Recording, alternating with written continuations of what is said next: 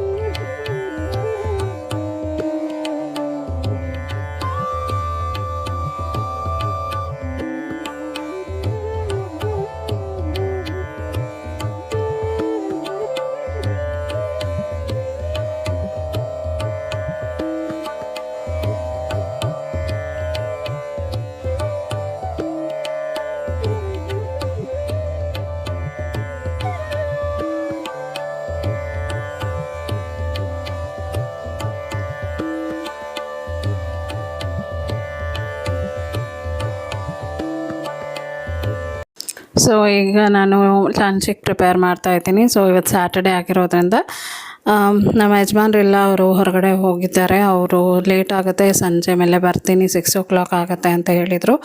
So ನಾನು ಇನ್ನೇನು ಎಷ್ಟು ಬರ್ತಾನೆ ಅಂದ್ಬಿಟ್ಟು 3 ಅಡುಗೆ ಶುರು ಮಾಡಿದೆ. ಈಗ ನಾನು ಮೆಂತ್ಯ ಸೊಪ್ಪಿತ್ತು, ಅದನ್ನೇ ಮೆಂತ್ಯ ಸೊಪ್ಪಿನ ಸಾರು ಮಾಡೋಣ ಅಂದ್ಬಿಟ್ಟು ಒಂದು ಪಾತ್ರೆಯಲ್ಲಿ ಈರುಳ್ಳಿ, ಬೇಳೆ ಮತ್ತು ಟೊಮೆಟೊ ಮತ್ತು ಮೆಂತ್ಯ ಸೊಪ್ಪು ಹಚ್ಚಿ ತೊಳೆದಿಟ್ಕೊಂಡಿದ್ದೆ, ಅದನ್ನು ಸೇರಿಸ್ತಾ ಇದ್ದೀನಿ. ಸೊ ಏನಂದರೆ ಕೂತ್ಕೊಂಡು ಯೋಚನೆ ಮಾಡ್ತಾಯಿದ್ದೆ, ಏನು ಮಾಡಲಿ ಅಂತ. ಸೊಪ್ಪು ಸಾರು ಮಾಡಬೇಕು ಅಂತಲೇ ಅಂದ್ಕೊಂಡಿದ್ದಿದ್ದು, ಮತ್ತು ಮೆಂತ್ಯ ಸೊಪ್ಪು ಬಿಟ್ಟರೆ ಏನಿರಲಿಲ್ಲ. ಹಾಗೆ ಹಸಿಮೆಣಸಿನ್ಕಾಯಿ ಕೂಡ ಖಾಲಿಯಾಗಿತ್ತು. ನಮ್ಮ ಯಜಮಾನ್ರು ಇದ್ದಿದ್ದರೆ ಅವ್ರನ್ನ ಕಳಿಸ್ತಾ ಇದ್ದೆ. ನನಗೆ ಹೋಗೋಕ್ಕೆ ಒಂಥರ ಸೋಂಬೇರಿತನ ಆಗೋಯ್ತು. ಹಾಗಾಗಿ ನಾನು ಹೋಗಿಲ್ಲ, ಇರೋದ್ರಲ್ಲೇ ಹೇಗೋ ಮ್ಯಾನೇಜ್ ಮಾಡಿ ಅಡುಗೆನ ಫಿನಿಷ್ ಮಾಡಿದೆ. ಸೊ ಈಗ ಸೊಪ್ಪೆಲ್ಲ ಹಾಕಿಬಿಟ್ಟು ನೀರನ್ನ ಹಾಕಿ ಇವಾಗ ಅರಿಶಿಣದ ಪುಡಿನ ಹಾಕ್ತಾಯಿದ್ದೀನಿ.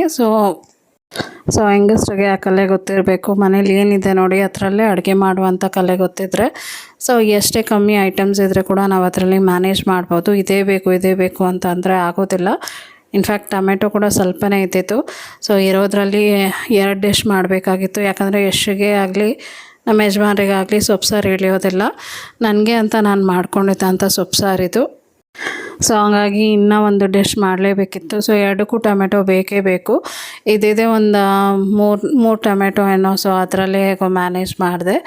ಈಗ ನೋಡಿ ಕುಕ್ಕರೆಲ್ಲ ಕ್ಲೋಸ್ ಮಾಡಿ ಇಟ್ಟು ಬೇಯಿಸೋಕ್ಕಿಟ್ಟೆ.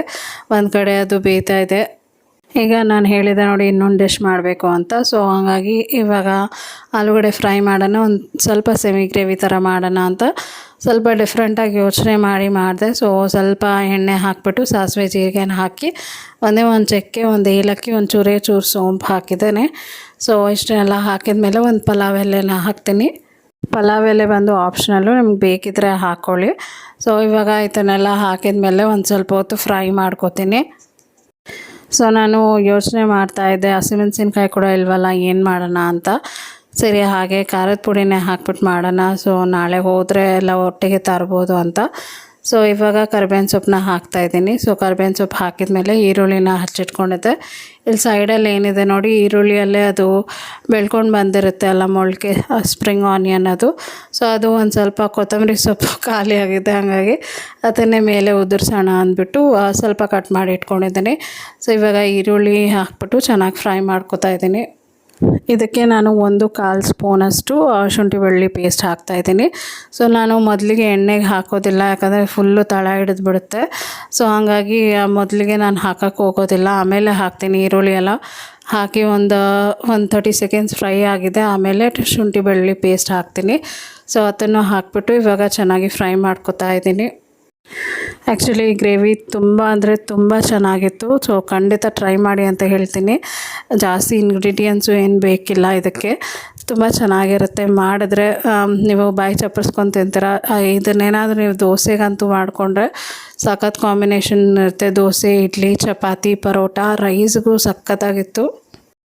ಅಷ್ಟು ಸಖತ್ ಟೇಸ್ಟು. ಸೊ ಖಂಡಿತ ಟ್ರೈ ಮಾಡಿ ಅಂತ ಹೇಳ್ತೀನಿ. ಮಸ್ಟ್ ಟ್ರೈ, ಅಷ್ಟು ಮಸ್ತಾಗಿತ್ತು ಇವತ್ತು. ಸೊ ಇವಾಗ ಟೊಮೆಟೊನ ಹಾಕಿದ ಮೇಲೆ ಒಂಚೂರು ಉಪ್ಪು ಹಾಕಿ ಫ್ರೈ ಮಾಡಿಕೊಂಡೆ. ಈಗ ಒಂಚೂರು ಅರಿಶಿಣದ ಪುಡಿ ಹಾಕ್ತೀನಿ. ಅದು ಹೇಳ್ತಾರಲ್ಲ, ನಾವು ಯಾವಾಗ ಕಮ್ಮಿ ಇಂಗ್ರೀಡಿಯೆಂಟ್ಸ್ ಇರುತ್ತೆ ಆವಾಗ ಅಡುಗೆ ಅಂತೂ ತುಂಬ ರುಚಿಯಾಗಿ ಬರುತ್ತೆ ಅಂತಾರಲ್ಲ, ಅದು ಇದೇನೆ. ಸೊ ನಾನು ಏನು ಮಾಡಲಿ, ಹೇಗೆ ಎಲ್ಲ ಹಾಕಿಲ್ಲ ಅಂದರೆ ಟೇಸ್ಟ್ ಹೇಗೆ ಬರುತ್ತೋ ಅಂತ ಅಂದ್ಕೊಂಡಿರ್ತೀವಿ. ಬಟ್ ಕಮ್ಮಿ ಇಂಗ್ರೀಡಿಯೆಂಟ್ಸ್ ಹಾಕಿದಾಗ ಟೇಸ್ಟ್ ಅಂತೂ ಸಖತ್ತಾಗಿರುತ್ತೆ. ಸೊ ಇವಾಗ ಆಲೂಗಡ್ಡೆ, ಒಂದು ಸಣ್ಣದ ಆಲೂಗಡ್ಡೆ ತೊಗೊಂಡೆ, ಒಂದು 6.